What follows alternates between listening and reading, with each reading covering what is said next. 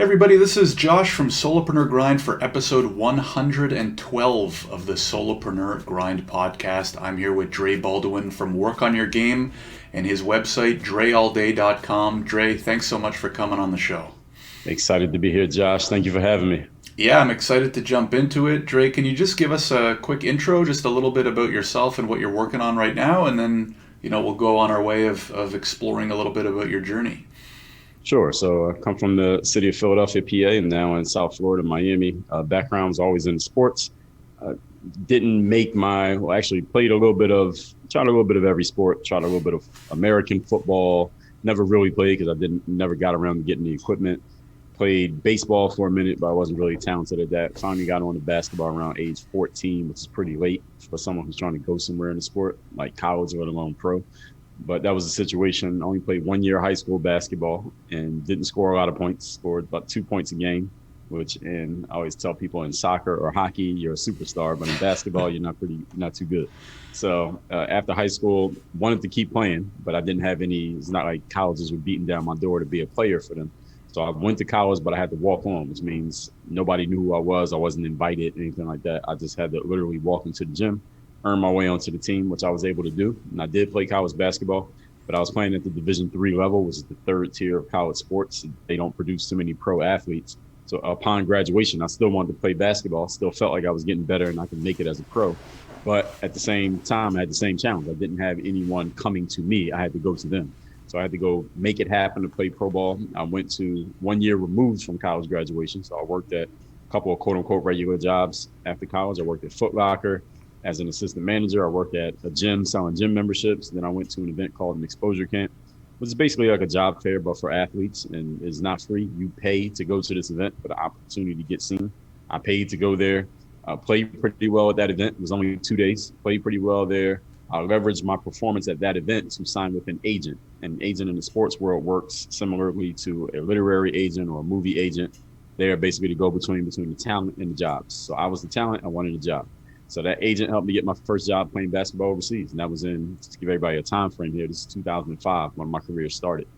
Now, at the same time, I started publishing. I took that footage from that exposure camp and I uploaded it to this brand new website called YouTube. And this is 2005 again.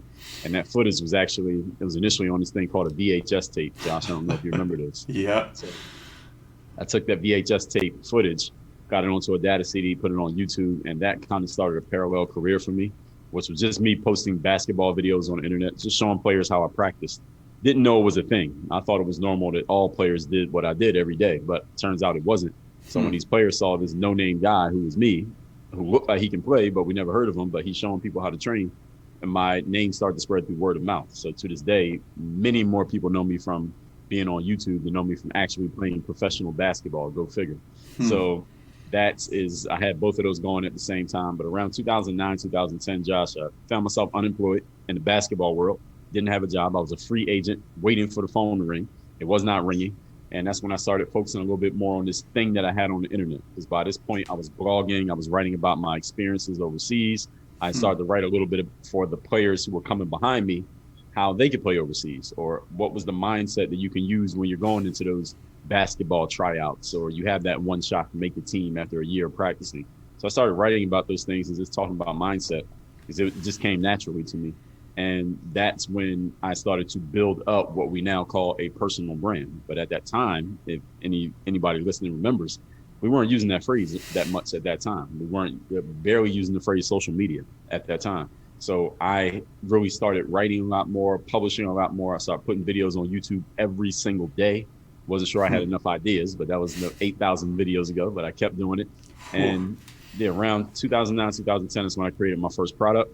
That's really how I became an entrepreneur full-fledged. I created a basketball training program. I was charging $4.99 for that program. Still sell them to this very day. We upped the price a little bit, but that's how I became an entrepreneur, by selling those programs. And Josh, remember the night that I made my first sale, and it was so rudimentary the way I had it set up that I didn't even have auto delivery. So it was a digital program.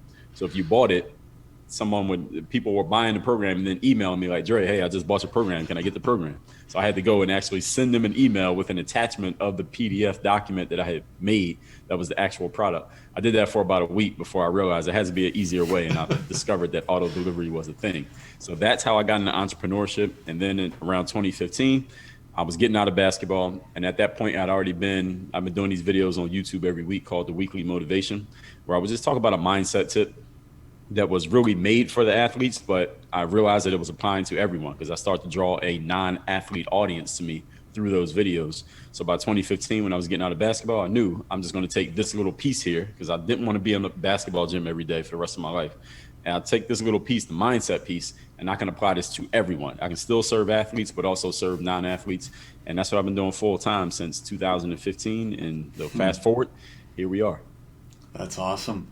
I want to go back more closely to the beginning, Dre, the period around 2005. What was the thought process or motivation to get started on YouTube? Because even as you were telling the story, it wasn't until like 2009, 2010 where you said, quote unquote, like started working on my personal brand, which wasn't even really a phrase. But really you started around 2005, right? Like once you started posting those videos online, what made you decide to do that? The reason that I did that in 2005 was because I went to the exposure event, and just, mind you, I played college basketball from 2000 to 2004. So we played in all the games, but the games would be filmed by a camcorder. You remember the camcorders where you put the VHS tape in there? So this footage was hard to find. And what is interesting is that in between my sophomore and junior year, the coach that had recruited me, he lost his job and got replaced by a different coach. Now, I remember when I graduated, I want to play pro ball. So I knew for me to play pro ball, I didn't know a lot about pro basketball. Even to this very day, most of the material about how to play overseas basketball from the United States is created by me. So imagine how much material I had to source from when I was trying to play. Zero. So one thing I did understand intuitively is that I need some kind of proof that I can play. Let me get some game footage of myself. Let me make a highlight video of myself from college, and I can use that to entice pro teams to play. Challenge was I couldn't get a hold of any of the footage from playing in college because it's not like it's on YouTube and you can just pull up the video and download it and make your own clips. You had to get the actual tape, tape, not a tape. It was only one tape. So I reached out to my sophomore year college coach, the guy who had lost his job, and I asked him, hey, I played good in these 3 or 4 games. Do you have the footage? And he said, no, I don't have it because when I lost my job, I was kind of pissed off about losing my job. So I just gave the tapes away to some of your teammates. Now, where are those guys at? I don't know. So this footage is nowhere to be found. So when I graduated college, I had 0 game footage. And I even went as far, Josh, as I started calling the teams we played against.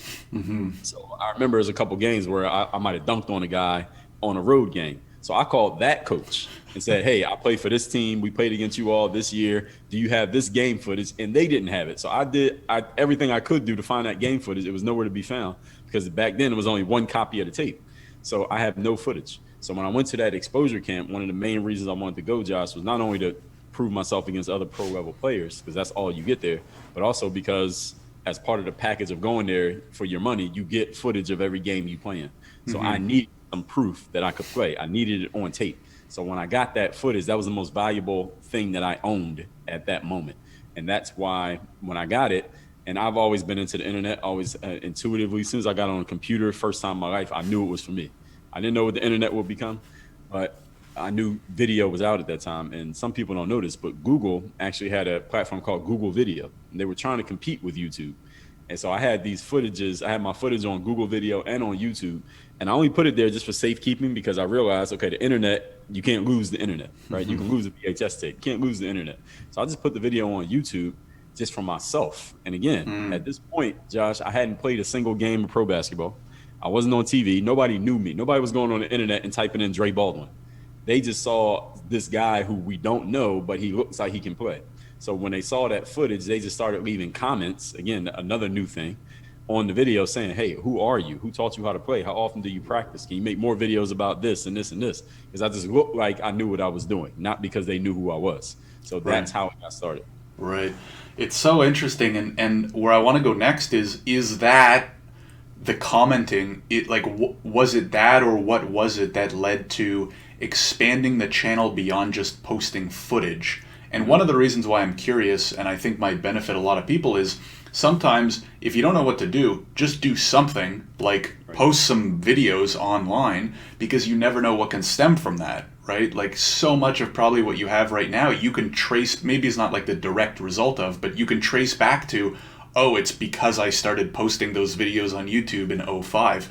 But where and how, or I should say when and how, did just posting videos of yourself playing evolve into more? Like those different types of content, answering questions, was it quickly after? Did it take a little bit of time? So when I first posted like the first video, I saw the comments because I didn't come back to YouTube for like months. What was YouTube in 2005? So you posted it and then you just like walked Walked away for a few months. Yeah. Yeah. Who cared about YouTube in 2005? Like back then it was like cats running up the curtains and Johnny bit my finger. Nobody cared about YouTube. Yeah. You're making YouTube videos and blogging between 2005 and 2008. You were a bum living in your parents' basement who needed to get a real job, right? That was the way people looked at it. Mm-hmm. So I didn't care about YouTube. But when I did go back, I saw that there were comments on the videos, and these were players who were just asking me questions that showed me that they figured I had answers. So I realized that this is an underserved audience. These people need the same thing that I used to need. And I'm 23, 24, and they are like a generation behind me. And they're just like me. They want to play basketball, but they don't have anybody to teach them. The advantage they had over me was that they could go to the internet and crowdsource information. And I happen to be the source. So I started making videos a little bit more often, but it was still very sporadic. From '05 to about '08, '09, it was still very sporadic whenever I got around to it. I would record something and it would sit on my computer hard drive for months before I got around to editing and putting it up, because again, who cares about YouTube? Like, it was no money to be made. I wasn't getting paid for it. So who cares if I make videos for these random kids on the internet? Who cares? Mm-hmm. And then it was around 2009, a friend of mine sent me an article an article in the newspaper. It was this woman named Michelle Phan. I don't know if people heard of her. She's an Asian woman who did makeup tutorials. And that was one of the first things that blew up on YouTube, was makeup tutorials, because it's perfect for video. And you have to see it, like makeup, you have to see somebody doing it. And she had gotten a deal with YouTube to where YouTube was going to pay her money to post videos. And this person sent me a message with the video that said, with the article that said, Dre, I know you make those little basketball videos, maybe you could get a deal with YouTube because you do the same thing. So I looked into it, and this was right around the time Google had purchased the company. And they were looking at ways like, how do we actually make money from this? Because YouTube was bleeding money in the early years. And a lot of people don't know that because all the bandwidth that they were paying for. And then they opened up what they called the partner program, to where you could make money with ads that ran on your videos. So for those of you who are the millennials who are listening to this, like, there was a time when you could watch YouTube all day and not see a single ad. That was right before this happened. So back then you had to apply to actually get ads run on your videos. So I had to apply. I got rejected the first time because I had too many music. I had music in the background, but then I went and did it again. And I said to YouTube, look, I'm gonna post videos every single day. I didn't know how would I come up with that many ideas, but I challenged myself to do it, and I started doing it. And that's kind of how it got started. Was number one, I knew it was an underserved audience. So every time I put out a video, it was getting a lot of response, but at the same time, I couldn't invest but so much time into it because I wasn't getting any ROI. There was no dollars to be made from it, and I didn't have a product to sell. But then when YouTube will pay you money to run ads on your video, and the more views you get, the more money you make, I said, okay, now I have a reason to do more of this. And that's when I started doing more. And that's how I started to draw more and more people started to come into it, because YouTube's trying to make their money back. So they started marketing, get more people on their website. And that's when more people start seeing my stuff. And a lot of it was spreading, again, word of mouth. I wasn't running any ads or anything like that. And that's when more players saw it. And then players just started asking me things like, yo, can you make a video about this? Or can you explain this? Can you talk about this? Because I was already at where they were trying to go. And because of my background, they saw themselves in me. And I always tell people, for every one LeBron James, you got 1,000 Dre Baldwins. Right? So he had to go a brick road. I still made it, quote unquote, made it, but I had to go through a lot more to get there. So most of those players could relate to me. They might look up to him, but they could relate to me. So that's how I started to kind of build that audience of players. Right. Very cool. Other than the comments and questions, what else did you do, or what other exercises would you recommend for people to come up with ideas for content? Because posting a video a day, that's That's a lot, right? And I'm assuming your videos weren't like 30-second snippets, right? Any Some of them were. recommendations? Yeah. I mean, maybe Yeah. that's part of the response, right? Keep them short and simple. But yeah, what was it like for you? It wasn't so much because of the length. That was just because of the genre. So Right. a lot of what I was doing was just basketball drill. And when you're practicing a sport, it's the same thing over and over and over again. So each video I made would be somewhere between 1 and 3 minutes, but I'd be doing the same move over and over and over again. And I would just be showing players and explaining how I do it.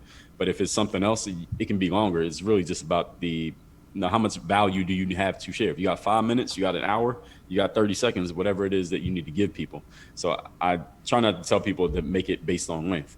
But for me, the answer to your question here, Josh, is the first thing that I did when I boasted to YouTube that I would put out a video every day and wasn't sure how, was I started writing down everything I knew about basketball. What's everything that I know about the game that I could explain on video, that I could explain and demonstrate on video? And I came up with maybe 30, 40, 50 ideas, but that's not going to last forever. That's not even 2 months. The next thing is, and this is what I later on did, it didn't take me but a year or so to come up with this, is I came up with a system that I could duplicate and do over and over again. So to make this, I'll try to explain it simply for people who don't understand basketball.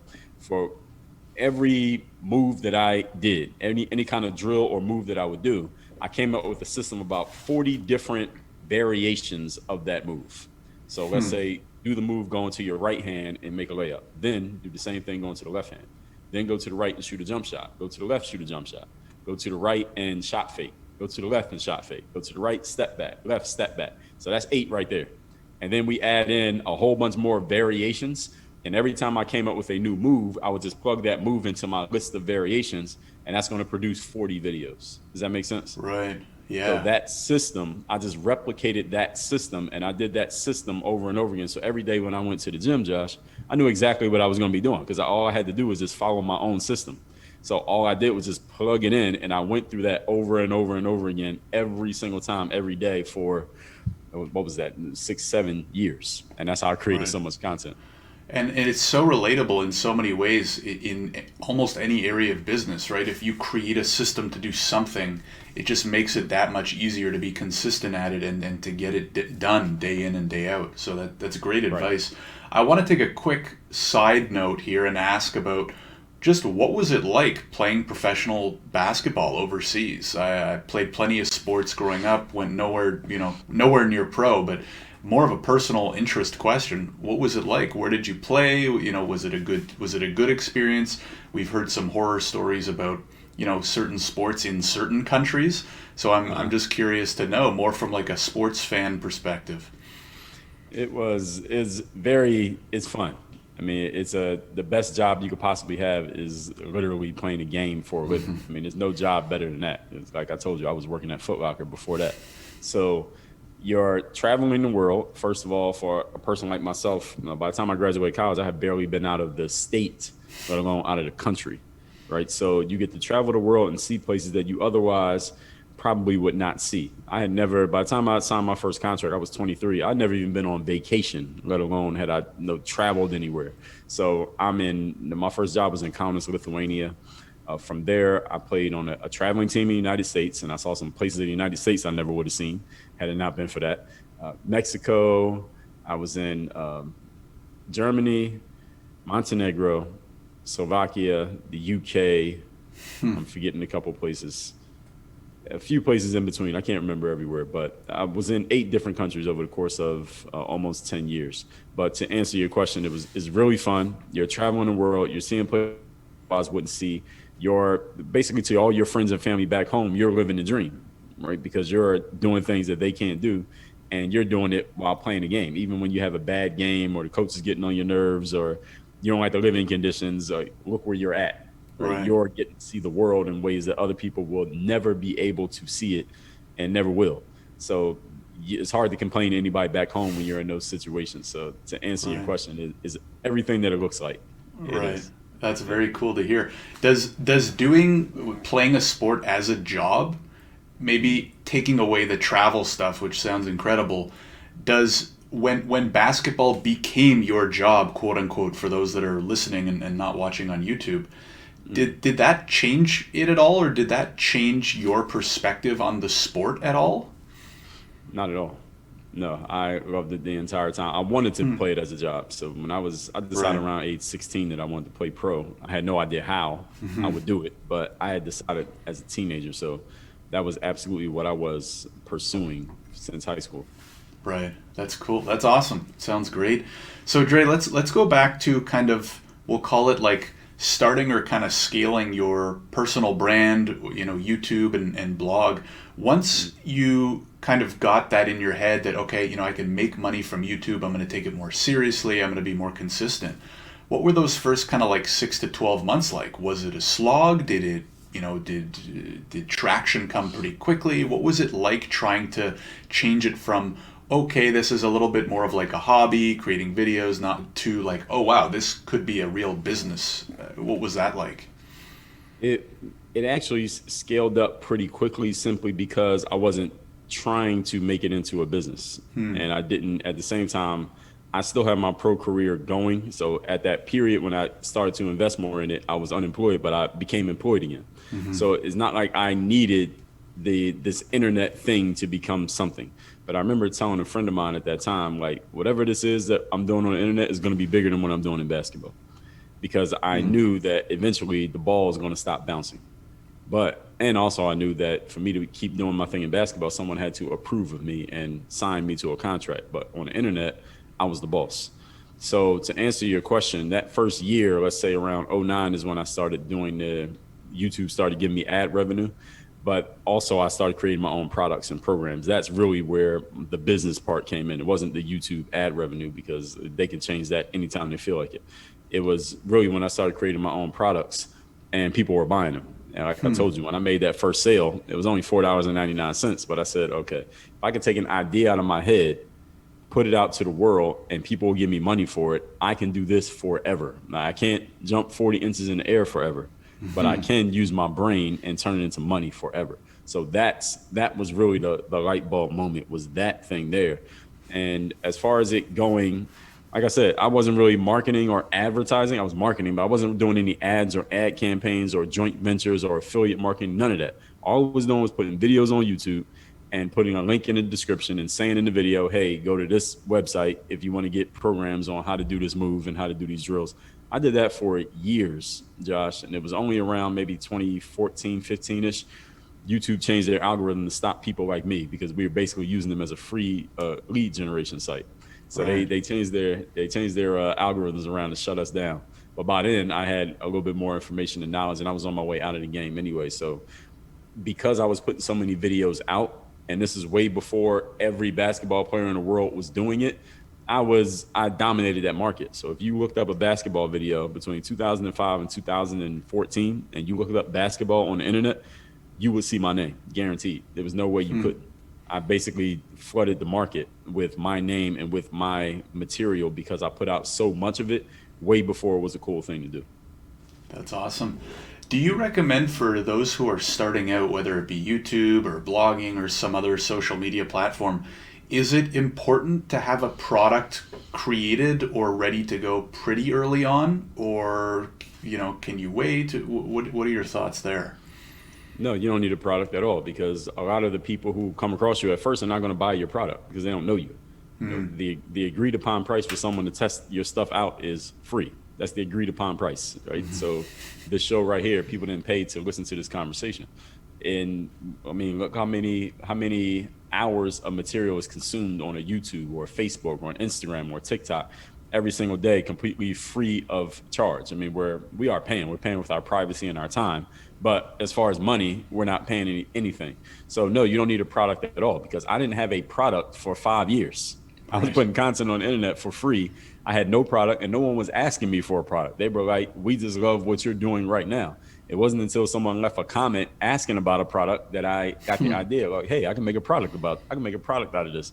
But I had built up such a groundswell of, I had people's attention. I had already built up so much goodwill, and I'd already given them so much value that by the time I offered the product, I didn't have to do any hard advertising or hard sell. I just had to let them know that I had it. So to answer your question, no, you don't need a product at all. What you need is a ton of value, and you need to be giving it to people over and over and over again so that you are the source for them on that topic. Whatever that topic is, you want to be the guy or the girl that they are all coming to and that they're telling all their friends about who have that same challenge, so that when you do offer something, you're not competing with anybody. And that's how it was for me. I wasn't in competition with anybody else by the time I released products, because I was the guy that they came to for learning how to play basketball. Right. Yeah, that makes so much sense. Any tips for deciding or figuring out how to come up with those, that first or those first few products? Like, how did you decide what they would be? Yeah, it was easy because I was giving so much value to my audience and making myself open to my audience. Those are the first two things. Give a ton of value and make yourself open to them, meaning if people are leaving comments, read the comments and respond to them. If people are DMing you and emailing you and texting you, respond to their messages, because when they see that you'll respond, first of all, they'll keep talking to you. And secondly, they'll tell their friends about you. Like, not only is this person good, but they'll actually reply to you, because on the internet, like, you're like when you are on the internet, you have a platform, you're like a celebrity to certain people. And for you to respond to them is a big deal. It can make their day. So I have always been responsive to my audience online. And because I was responding to them, people would they would ask me their questions. They would tell me their real challenges, and they would also offer suggestions. Now, some of their ideas were crappy, but some of them were good. So when somebody offered me an idea and said, Dre, why don't you just write down all the drills that you do when you work out? And I said, okay, I'll do that, but I had to charge for it because I'm giving you, that's a lot of value. And people said, well, pay for it as long as it doesn't cost too much. So this, the next piece is understand who your audience is. So I knew that my audience was a bunch of 13 to 24-year-old, mostly young males who wanted to play basketball. Now, they don't have a ton of money. Most of them don't even have jobs, right? So I knew if I made the price low enough that it was a low barrier to entry, but they could buy it. So that's how I got to that $4.99 price point. So it's a ton of value so that you have people's attention, respond to your audience. And then as you keep responding to your audience, people are going to ask you things. People will say to me, I've had, I don't know how many people come to me and say, Dre, do you offer coaching? I wasn't even advertising coaching, but because I'm giving the value and they see how I communicate, the people who are interested in going deeper will ask me. Or they say, do you have anything on this? Do you have anything on that? And these are people who are already ready and willing to buy because I've been given so much value. So if you look around, you're competing for attention and eyeballs with a whole bunch of free materials. So giving people so much value to where they're already coming to you and metaphorically waving their credit cards, asking you, how can I pay for this? Do you offer this? Because I'm willing to pay for it. That's the position that you want to put yourself in. And I did that. Again, I wasn't even trying. But when I deconstructed, now that you're asking me these questions, that's exactly what I did. Yeah, and it almost sounds like a great way for people who might want to get into business and maybe they have a particular interest or expertise or passion, but they don't know what kind of business, quote unquote, to start. This is a great model, right? Pick a platform, right. Start putting out content, create a ton of value, and the rest, like if you do it well and consistently, can kind of just fall into place over time, right? So it's a great kind of, it's a great strategy to model. So Dre, let's go to 2014, 2015, and you said YouTube kind of, catches on to some of what's happening, changes their algorithm. Yeah. What did you do? How did you adapt there? Yeah, well, by that point, I'd already started writing books. So I wrote my first book in 2010, and I'm still playing ball at this point. And I've written probably about 2014, 15. I probably maybe had 5 or 6 books written. So I was starting to get people into the writing. They were getting into reading my writing stuff. And I knew I was getting out of basketball. And at the same time, now a bunch of basketball players are starting to do what I'm doing. Now everybody, quote unquote, is hopping on YouTube making basketball videos. And most of them, honestly, are way, way better at video editing than I was. Like, you go look up any of my basketball videos, you can tell there's very little editing done. I'm not an editor. I create, I put it out. I don't care what it looks like. And these days that probably doesn't fly so well, but back then it worked. So by that point, when YouTube puts out there, I noticed the change in the algorithm. They even announced it. I already knew I was about to get out of basketball anyway. So I'm starting to think about how can I take this piece, this mindset piece that I was already working on, how can I start to transition that over? So that's how I eventually found myself a mentor around 2014. This is a woman who was already in the thought leadership world. She was doing speaking gigs, coaching, consulting, things like that. And when she looked at what I had, first of all, she was interested in me because I already had a platform and I was already publishing. And because she saw that I was publishing every day, she knew that I would probably follow through on anything she told me. And she told me she talked to a bunch of people who asked for her advice and they didn't do anything. But she knew I would. So she just started to explain to me, like, you need a framework in a way that you can explain this to someone who doesn't play basketball. How can someone who doesn't play basketball get value from what you've learned? And what are the pieces from sports that a non-sports person who puts on a suit and tie and goes to an office every day, what can they get from you?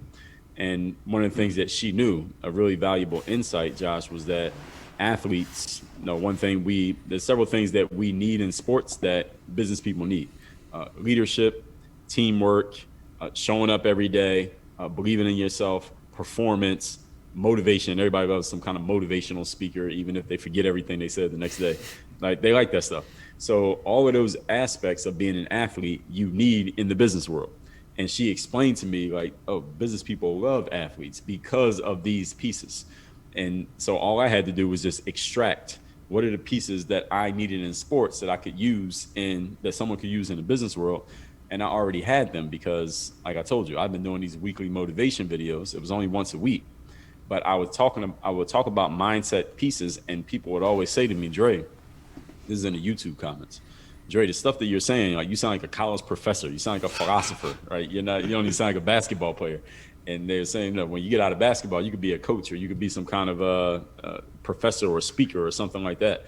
And it was just my natural inclination. And again, it was just the way that I like to explain and break things down even more than I like to play basketball. And it lasts longer than playing basketball.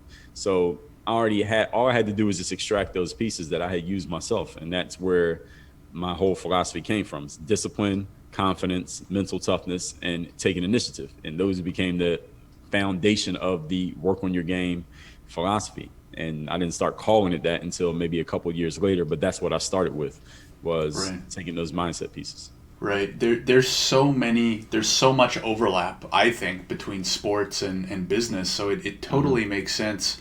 And I'd never thought of it that way, to kind of take your message or your values or your principles you're teaching in one thing and just kind of like strip it down to what could apply to something totally different, and it can still be so powerful and effective. So that's really interesting. So how have things changed since then, Dre, from kind of more of a basketball centric, more social media, YouTube style focus to business? How are things different? The other thing I'm curious about is, like, what's a very common problem you see amongst when you're working with business people, and what do you recommend to them to handle it? Man, there's a lot there. So you can break it up if I packed a lot into one question there. Yeah, so the first thing is, when I first got out of sports, my thing was, I'm going to get into professional speaking. That's what I wanted to do, because I had thousands of videos on YouTube. I'd done all this speaking, but on the internet. So I figured, all right, let me get on stages and I'm going to blow people away. It'll be great. But it's a lot harder to kind of break into that world, because it's an industry that has certain norms and certain expectations, and you got to, quote unquote, pay your dues with certain people and things like that. So I did do professional speaking, but I didn't make that my entire business, because I didn't want my business, similar to basketball, I didn't want it to be owned by gatekeepers who say you're in or you're out. So I did some speaking, but again, not making it my whole business. I already had books, so I focused on selling more of the books. I kept using social media, and to this day, I still use social media to market and promote my stuff. And let's say between 2015 and up through even 2019, let's say all up before the virus and all that stuff, I would do speaking gigs. I had coaching. I would do selling courses and stuff online, selling books online. And I pretty much had all these things going on all in one ecosystem. And then once the virus and stuff hit and there's no speaking gigs, there were zero speaking gigs for a year and a half, I figured, no, let me just eliminate that and focus on what I can control and what I own anyway. It's a better business model anyway, for things that I have control over, and I can use the internet, I can use marketing, and I can own all of my audience. I can own my customers, so to speak. So that's what I've been focusing on over it's 2022 now. So let's say the last 2+ years. There was a few other questions you asked there. I can't even remember them all. Yeah, one of them was switching over to working with business people. what are some of the common struggles or issues that you find yourself faced with through them very often? One of the common challenges that business people have that athletes also have is that they operate by incorrect formulas as to what actually produces the desired result. For example, I would get basketball players who will reach out to me. Even to this very day, I still get this. Players will reach out to me and they'll say something like, Dre, look, I come to all the workouts. I show up early for practice. I leave late. I'm always putting in extra time, extra work, and I work my butt off. But in the games, I still don't actually get off the bench. I don't get in the game. My teammates don't pass me the ball. They don't respect me. I don't understand it, even though I'm doing all this hard work.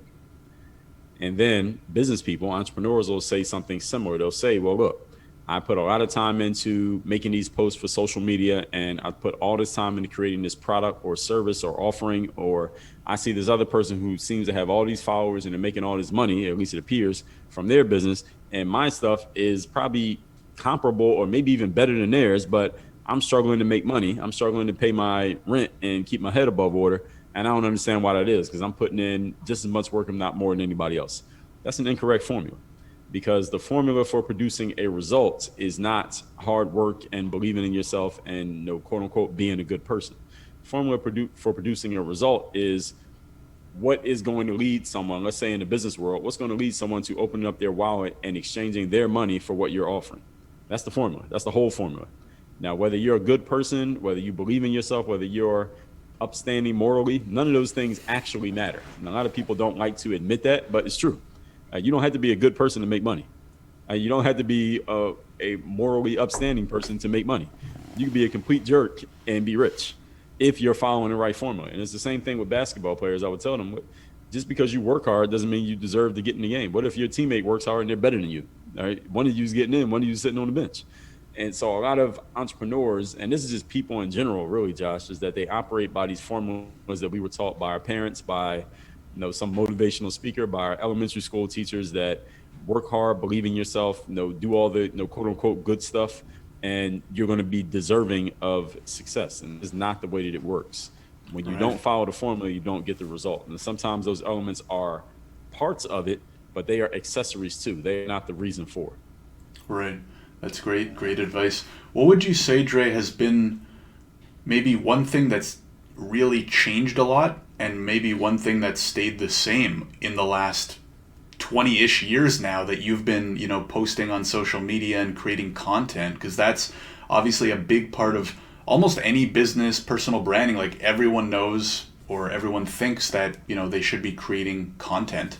So specifically, because you've been doing it for so long, like about as long as you can possibly be doing it on the internet, what's like one key thing that's changed and one that's stayed the same?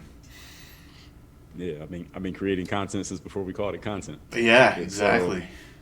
So one thing that has changed is, the biggest thing that's changed is that everybody's doing it now.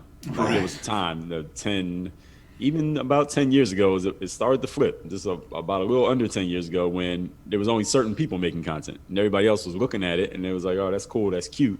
But then when people saw that there's a way to maybe make money from this and get known from it and get attention, then quote unquote everybody started doing it. So that's one thing that's changed, is that it's a lot more crowded now when it comes to people publishing and trying to get known from it.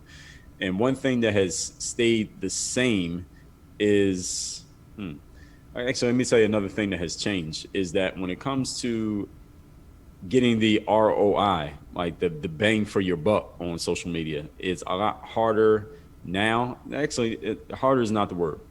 Is that you need to be more strategic about it, is the better way of looking at it. It can be hard for people who don't understand strategy. And these are the people who say, well, I put a lot of time in and I'm publishing all the time, but I'm still not making money from my social media. Well, that's because publishing is not the way you make money. You make money by making sure you get your message to the people who want to buy it. And that's a completely different thing than publishing. You can publish once a week and make more money than someone who's publishing every day. It's just a matter of what you're offering, who you're offering it to, how you're packaging it. And that is just a matter of strategy. And one thing that has stayed the same is that the social media platforms are still doing the same thing they were doing back then. They're just better at it. And that they are offering us a quote unquote free software, and it's not costing us any money out of pocket, but they are sucking out of us our most valuable resource, which is not money, but is our time, attention, and focus. And a lot of people don't really understand that. And that's like the secret that the social media platforms don't want anybody to know. It's like the open secret that you're paying with your time and attention. That's way more valuable than your money. And I think there's going to come a time, maybe in the next 10 years, that this is going to be like this big reckoning where everybody's going to be talking about it. And the social media platforms are going to have to, quote unquote, apologize. But they're going to keep doing it because these platforms are designed, scientifically engineered to get people to give all of their time to them while they're giving you nothing in exchange except a bunch of dopamine hits. So it's kind of like a drug. It almost is like a drug. Yeah. That hasn't changed at all. They've just gotten better at it, and they've gotten more people. It's like the network effect. So that's the one thing that has not changed. Yeah, and apparently some of these, if not probably most of them, have whole teams of designers just figuring out how to keep people on for longer, how to keep people more engaged. It's crazy, but that's a whole other rabbit hole. Dre, just one or two more questions here. I'm going to ask a quick selfish question. I'm currently training for a race, and right after this, I have to go do a long run outside, and I've been dreading it a little bit today. What's the distance? 16 kilometers. I'm up here in Canada, so I'm going to go run outside about 16 kilometers. Any motivation or any tips on how to stay motivated through especially tougher days or activities that might not be the most fun in the short term? Sure. What's 16K to miles? Probably about like 9 or 10. I think it's like a little bit less than half. Yeah, I'm looking it up. Yeah, about 10 miles. Yeah. Okay. All right, 10 miles is not that hard. You can do 10 miles. I prefer a 10K distance. So you do a little bit, about 50% longer than what I like. But for that, and what's the temperature up there? Maybe it'll be about 7 or 8 degrees below zero. Oh yeah. Okay, now I understand. That's a warm day in February in Canada. I'm based in Toronto, but I've gotten used to it because of COVID. I've had to run outside a little bit more. I've actually gotten to enjoy it. It's more the distance I'm not looking forward to right now. Okay, understood. So yeah, what you're about to deal with, since you're not feeling like it, we call that the third day. So the third day is, and this is something that I used to talk to basketball players about, because when I would make these videos, and I'll relate this to the answer to your question. These players would see me making these videos. I'd be in this gym by myself practicing, an empty gym. And these players would always ask me, like, Dre, how do you always have an empty gym to yourself? Do you have a basketball court in your house? Do you own a gym? Do you rent it out? And I would say, no, none of that. Or they would say, do you get to the gym really early or do you go really late? And I would say the real reason why the gym's always empty is because of this concept called the third day. So the first day, like right now we're recording this late February. I don't know when this is going to come out. But at the beginning of this year, we know in the gyms and even outside, maybe on your running trails, Josh, you probably saw way more people than usual, right? Because at the beginning of the year, everybody says, this is the new me. I'm leaving the old me in the past. I'm going to go work out. I'm going to get in shape. I'm going to run every day, 3 times a week, whatever they said they were going to do. The first few weeks of the year, that's the first day, metaphorically speaking. Everybody's out there. By the second day, that's around this time, probably by the end of February. You got about the second day. People still out there more than before, but significantly fewer. You can notice that the crowd has thinned out. By around Easter, by around April 1st, you're going to be on the third day. Third day is when you look around, you're going to see all the same people that you saw around Thanksgiving and Christmas from last year. All right, all the new people who said it was a new me, they all then fell off and went right back to their old routines. So the third day, what it means is any situation in life where the newness of the situation has worn off, the novelty is gone, the excitement of just doing the thing no longer exist because you've done it enough times, like what sounds like you described here, Josh. And the only thing that's left is you and the hard work, you and the showing up and realizing that this thing that you signed up for, like running this 16 kilometers, is not one big party. This is not just one big celebration. There's some actual work that's going to have to be done here. It's going to be some gritting and grinding, as we like to say. Mm-hmm. And the third day is not the instance of that happening. What it really is, Josh, is the decision that you make as to whether you're going to show up or not. And the third day is really, and what I like to call it, is a decision that separates the pros from the amateurs. Because an amateur has an option when they hit that third day, because an amateur could just say, you know what, I'm not going to run today. It's too cold. I don't feel like it. I'm tired. I got something to do on the computer. I had an email I got to respond to. My foot hurts. I don't want to run. And they just don't do it. And nobody cares because they're an amateur. Nobody's depending on them. They're not accountable to anybody. But a professional, and by definition, a professional is a person who, let's just say you were getting paid for this. And even if you thought about it like that, even if you're not getting paid for it, you think about it like that, the professional has no choice but to show up. When I was playing ball, and this is one of the reasons I said, you can't complain to the people back home about what's going on when you're in Montenegro, you're looking outside at the sea, and they're back home working at some 9-to-5 job that they hate. What are you going to tell them? The pro has to show up every single day, even when they don't feel like showing up. Why? Because first of all, you're getting paid for it. Secondly, that's what a professional does. A professional shows up every time and they deliver every time. That's why people pay a professional. You don't get paid because of your talent or your ceiling. You get paid because of the consistency of your delivery, and people know exactly what to expect from you. So for you, Josh, this is really about the third day. So I know you asked me for something motivational. Maybe you can look at this as motivational, maybe not. But really what I like to tell my audience is I am not a motivational speaker. Now, I'll give something that might be motivational, but it depends on how you take it. And it's really me letting you know that this is the third day. And at this point, you get to decide, are you a pro or are you an amateur? Now, if that demotivates you, then maybe it's because you're an amateur. And if it motivates you, it's because you're a pro. So it's really up to you what you're going to do with it. Yeah, no, it's a great answer, and I'm very glad I asked it. And now I'll probably just be repeating third day on the last couple kilometers in a little bit. So I appreciate that, Dre. This has been great, man. Really, really great episode. I've really enjoyed hearing the story and the ups and downs. If anybody wants to get in touch with you or learn a little bit more about you or your business or find out more about your books or anything like that, where do you recommend that they go? Well, I'm on all the social media platforms. I'm not really on TikTok. I might start publishing there every now and then. More often, we'll see. But I'm on Instagram probably the most actively, but I post on every platform: LinkedIn, Twitter, Facebook, Instagram, every single day. Just look my name up. As far as my books, I have a lot of them. But I will tell everybody about my latest book, which we just talked about. Josh, I don't know if you were setting me up for that, but it is called... I actually wasn't. Wow. I'll take credit, though. Yeah. This is my newest book. It is called The Third Day: The Decision That Separates the Pros from the Amateurs. So this is all about what we just talked about here. How do you show up and give your best effort when you least feel like it? That is what the third day is about. This is what the professionals do. And this is a mindset. Being a professional is not about a contract or a business suit or money. Being a professional is a mentality. And when you show up like a pro, then eventually you're going to get the spoils of the pros. So I give everybody a free copy of this book, a physical book. All I ask is that you cover the shipping. Now, I know you're in Canada, so anybody there who's in Canada, it's a little bit more to ship to Canada, but we can ship to Canada as well. Canada or the US, all you do is cover the shipping. Just go to thirddaybook.com. That's spelled out, thirddaybook.com, and I'll give you the link and all that so you can post it. Awesome. I might be visiting that website later today. Dre, this is great. And lastly, I think you just differentiated kind of motivation and mindset and how important that is, because anybody could watch a motivational video and get hyped up for 15-20 minutes, right? Maybe even an hour or two. But if you're going to really get through the grind for weeks and months and years, it's about the mindset. So I love the title. I love the subtext there. So I'm going to have to check it out. But Dre, thanks again for coming on the show. Really appreciate it. 100%. Thank you for having me on. Thank you for sharing your platform. I appreciate the opportunity.